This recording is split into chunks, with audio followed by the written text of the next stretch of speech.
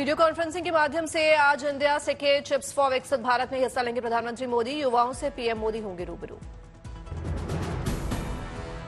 3 semiconductor plant की आधारशिला रखेंगे पीएम मोदी। करीब 1.25 लाख करोड़ रुपए की योजना राष्ट्र को करेंगे समर्पित। ये यूनिट सेमीकंडक्टर उद्योग से हजारों युवाओं को मिलेगा रोजगार, साथ इलेक्ट्रॉनिक्स, दूरसंचार जैसे क्षेत्रों में रोजगार के बढ़ाएंगे अवसर।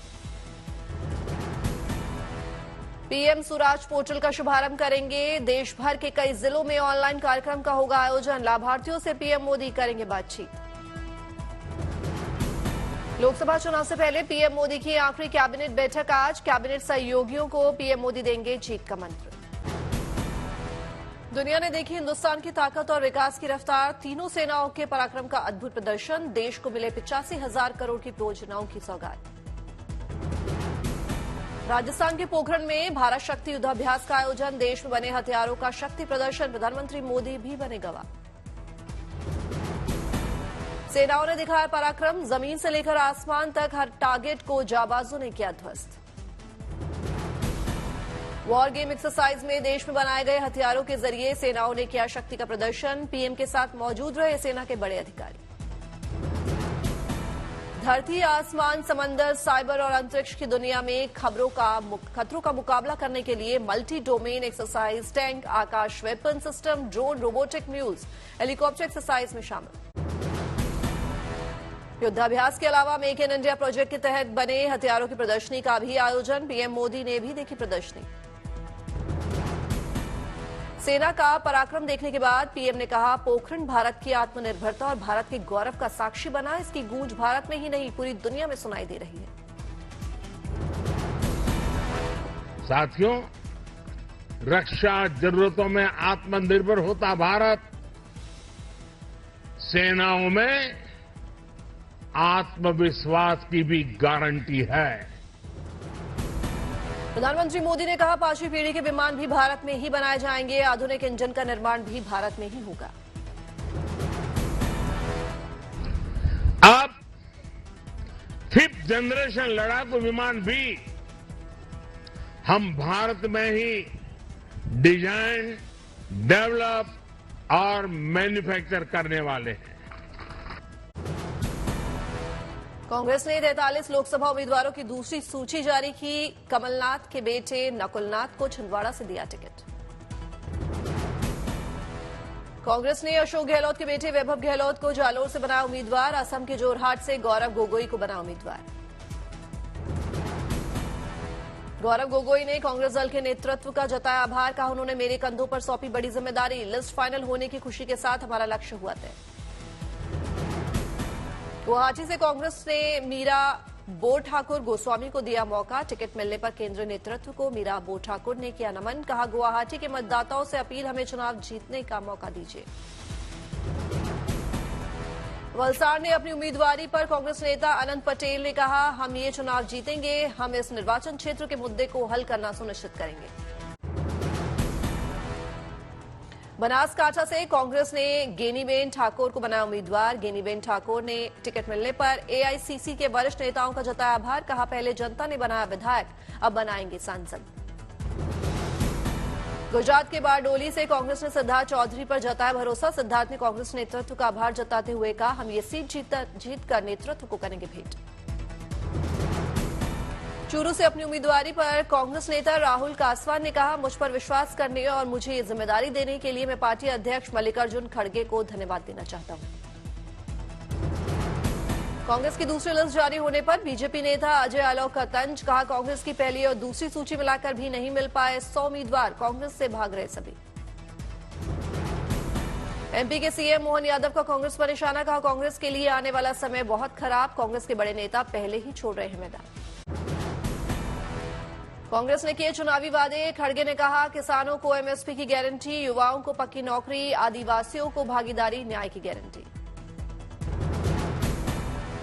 महाराष्ट्र के नंदुरबार में राहुल ने मोदी सरकार पर बोला हमला। कहा, मोदी सरकार ने अमीरों का 16 लाख करोड़ माफ किया, लेकिन आदिवासी का 1 रुपया भी माफ नहीं किया।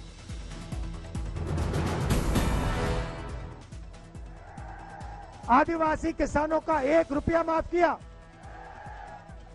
मजदूरों का 1 रुपया माफ किया, किसी आदिवासी युवा जिसने कॉलेज के लिए, यूनिवर्सिटी के लिए लोन लिया, उसका कर्जा माफ किया। दिल्ली सरकार और नगर निगम की इमारतों पर grid connected rooftop solar plant लगाए जाएंगे। सभी प्लांट्स की कुल क्षमता 50 मेगावाट होगी। ग्रीन एनर्जी को बढ़ावा देना मकसद। लोकसभा चुनाव से पहले हरियाणा में बीजेपी का बड़ा दांव। नायब सैनी को थमाया सीएम की कमान। 5 मंत्रियों ने ली शपथ। आज विश्वास मत हासिल करेगी नई सरकार। तेलंगाना के हैदराबाद में अमित शाह की रैली। कहा सीएए पर बीजेपी ने अपना वादा पूरा किया। लाखों लोगों के सम्मान को बचाने के लिए लाया गया सीएए। हमने कहा था हम सीएए लाएंगे।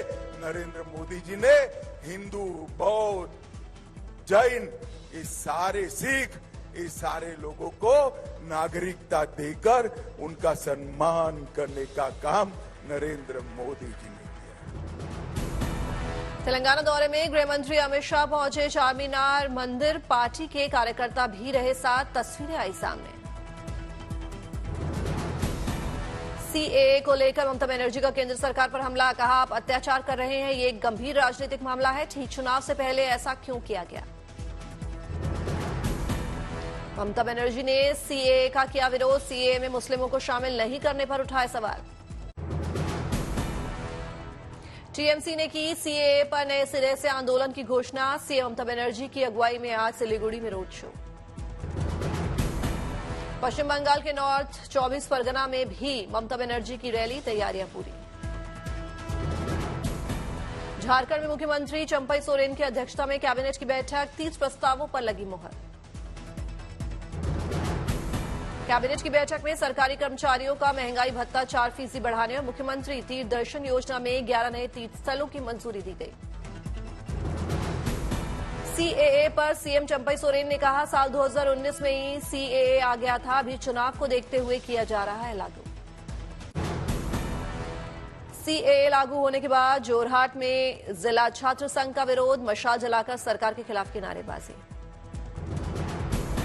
सीएए नागरिकता कानून पर बोले राजभर। कहा ये कानून नागरिकता देने की है, ना कि किसी की नागरिकता छीनने की। नागरिकता संशोधन अधिनियम को लेकर ममता को काजी मासूम अख्तर ने घेरा। कहा केवल वोट की राजनीति के लिए लोगों को किया जा रहा है भ्रमित। बीजेपी नेता दिलीप घोष ने सीएम ममता को घेरा। कहा ममता रोज बदल रही हैं बयान। सीएए लागू होने पर बोल रही हैं ममता, हमें इसे नहीं होने देंगे, उनकी बात कोई नहीं सुनेगा।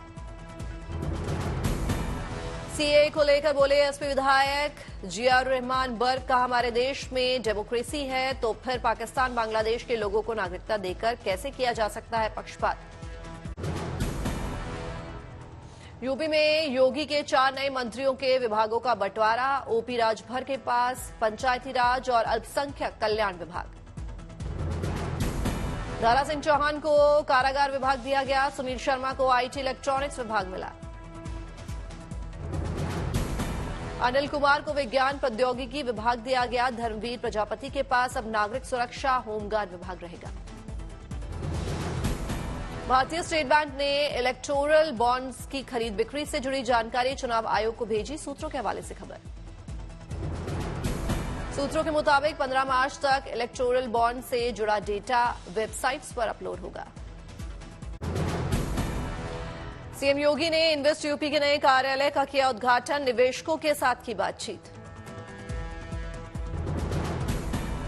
दिल्ली में इंजीनियर्ड लैंडफिल साइट का हुआ उद्घाटन। 15 एकड़ में 42 करोड़ की लागत से बनकर हुआ तैयार।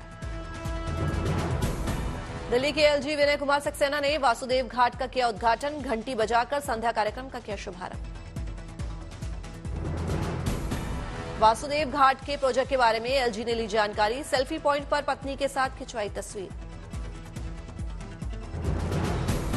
एलजी विनय कुमार ने पत्नी के साथ उतारी वासुदेव घाट पर आरती, लिया आशीर्वाद।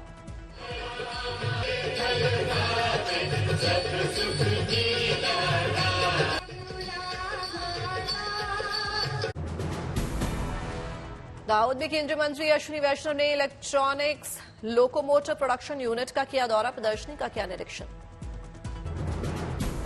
हैदराबाद के हुसैन सागर पर लाइट एंड साउंड शो का आयोजन। केंद्रीय मंत्री जी किशन रेड्डी ने की शिरकत।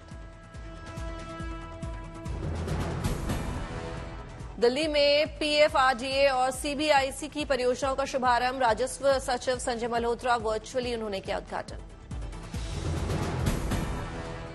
आंध्र प्रदेश के सीएम वाईएस जगनमोहन रेड्डी ने मछुआरों को बोगोले मंडल में बंदरगाह की दी सौगात। मछुआरों के परिवारों को मुआवजे की 5वीं किस्त की वितरित। अयोध्या में देखने को मिलेगा विश्व का सबसे बड़ा नगाड़ा। रीवा से अयोध्या जा रहा ड्रम प्रयागराज पहुंचने पर लोगों ने की इस पर पुष्प वर्षा।